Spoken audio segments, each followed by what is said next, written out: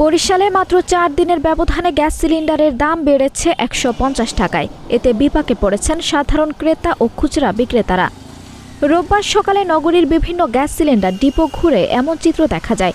বিক্রেতারা জানান, বর্তমানে ৫ থেকে ৬টি কোম্পানির গ্যাস সিলিন্ডারের সংকট রয়েছে। কোম্পানি পর্যায়ে দাম বাড়ায় আগে ১,২৫৩ টাকায় বিক্রি হওয়া সিলিন্ডার এখন বিক্রি করতে হচ্ছে ১৪০০ টাকায়। কোথাও কোথাও দাম উঠেছে ১৮০০ থেকে ২,০০০ টাকা পর্যন্ত।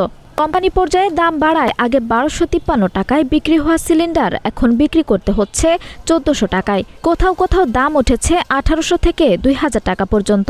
ব্যবসায়ীরা জানান, কোম্পানি থেকে দাম কমলে সিলিন্ডারের দামও কমানো হবে। কোম্পানি গ্যাস শর্টেজ নাই, আলহামদুলিল্লাহ। অন্যান্য ৫-৭টা কোম্পানি গ্যাস শর্টেজ। ঢাকাতে ১৮০০, ১৯০০, ২,০০০ টাকা গ্যাস বিক্রি হয়।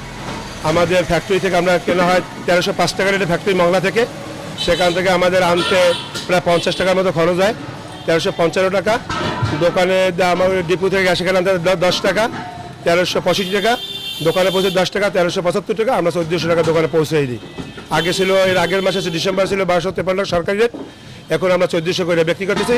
গ্যাস আমাদের স্থানটা সংকট নাই, এটা আলহামদুলিল্লাহ আমরা সাপ্লাই দিতেছি। আর ১৪০০ আমরা দোকানে পৌঁছে যেতেছি এখন। আঞ্জুম হক আরবি, নাগরিক প্রতিদিন।